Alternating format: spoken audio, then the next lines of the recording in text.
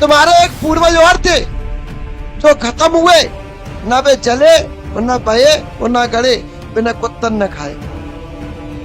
बोलो कहाँ से आए अपन? कल्याणपुरा गांव, रूप सिंह मेरा नाम। महाराज जी पूरे शरीर में जिल लगाते हैं कि हाय मरे मरे, बेचैनी शरीर के अंदर रहे, बड़ी भारी परेशानी, कच्ची चीजें मन नहीं लगे, तकलीफ ठीक नहीं हो रही महाराज।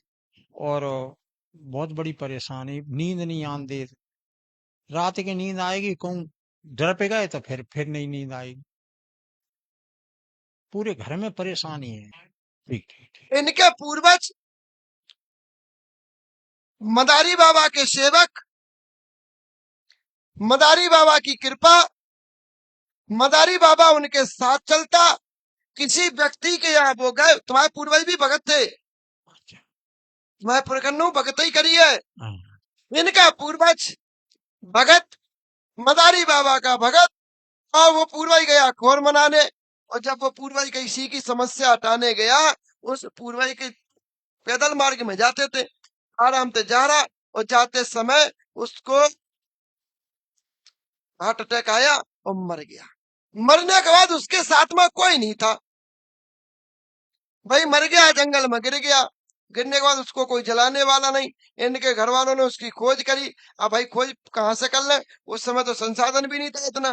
खोज नहीं की, उसका कुछ नहीं हुआ, उसको कुत्तों ने फिर खाया। अब जिसको कुत्तों ने खाया हो, उससे बड़ा उसका पाप क्या? अब वो तो मदारी बाबा का भगत था, तो उसने क्या पाप कर दिया फिर? उस पर तो देवता की कृपा थी। और देवता की कृपा वहां होती है जहां मन पवित्र होता है। यानी देव की कृपा कहाँ होती है? जहां मन पवित्र होता है। हाथ पवित्र हो या ना हो, पर मन पवित्र है तो देव की शक्ति है। अब वो तो मन का पवित्र था, तब उस पर मदारी बाबा की कृपा थी, तो फिर मदारी बाबा ने उसकी मदद क्यों नहीं करी? सवाल ये भी तो है। अब मदारी बाबा की मदद इसलिए नहीं करी मदारी बाबा ने, क्योंकि मदारी बाबा ने वहां जाने से रोका कि भाई मत जा। पहले का पुरखा आता है वचन के पक्के। मैंने कहा संत वचन पत्थर पर लिखा, मोर वचन चाहे पड़िया फीका। यानी कि अगर हमने वचन दे दिया, हम पीछे हटने वाले नहीं। रघुकुल रीत सदा चली आई, प्राण जाए पर वचन न जाए। वो ऐसा ही उनके साथ हुआ, उन्होंने वचन दे दिया, वो गए। गए, रास्ते में अटैक आया, यानी सीना में दबाव आया, वो सीना में दबाया, वो खत्म हो गया। अब वो खत्म हो, उसको कुत्तों ने कहा वही दबाव तुम्हारे ऊपर है। सीना में होता है महाराज, बड़ा जोरदार। तुम्हारे ऊपर अकेला नहीं है, तुम्हारे घर में एक और बहू है, हाँ, उसके भी होता है। सही कह रहे अब ऐसी बहू कौन है जिस पर लड़की हो लड़का ना हो, या लड़की भी ना हो लड़का ना हो? कुल मिला के लड़की हो लड़का नहीं है, कुल मिला के ये लड़का नहीं है। नहीं है बाप, ऐसी कौन है? बहू है इस बच्चे की। यानी उस पर बच्चा नहीं है। नहीं है सर। उसका बच्चा रोकने वाला कौन है? वही जो कुत्तों के काटने से उनकी अंतोदृष्टि भी नहीं हो पाई, और वही तुम्हारी पत्नी के सीना में दबाव भी देता है। तुम्हारी पत्नी के भी घबराहट सीना में होती है। तुम्हारी पत्नी, तुम्हारे सांस की बीमारी किसको है? वो सांस की बीमारी कौन बनाए? यानी इनके घर में कुल मिला के सीना में ही दिक्कत है, क्योंकि वो सीना की दिक्कत से ही खत्म हुआ था ना। सही। तो यानी सीना, तुम्हारे फेफड़न में पानी कौन का पड़ेगा? तो पर गया था भाई मैं, था हमारा, दिल्ली रहता है। दिल्ली भाई था रहता है, भाई। चाचा का लड़का। भाई के दोनों को, चाचा का लड़का रहता है सर। उसको फेफड़ों में पानी पड़ गया। हाँ। उसको फेफड़ों में पानी किसने पाड़ा? जल्दी बोले, किसने पाड़ा?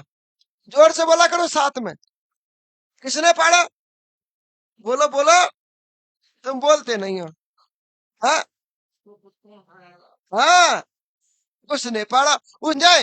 अब वो भी कहानी छोड़िए। जब देवतन की स्थापना हुई, अब क्या तुम्हारे घर के देवता को घूमगुर बैठा सकती है? नहीं बैठा सकते। और कोई बैठा सकता है? नहीं महाराज। क्यों?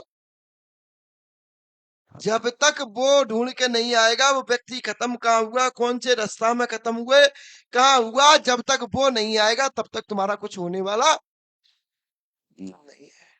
इस जगह इनका जो व्यक्ति खत्म हुआ, वो बरई के पास में खत्म हुआ। बरई। कहाँ खत्म हुआ? बरई।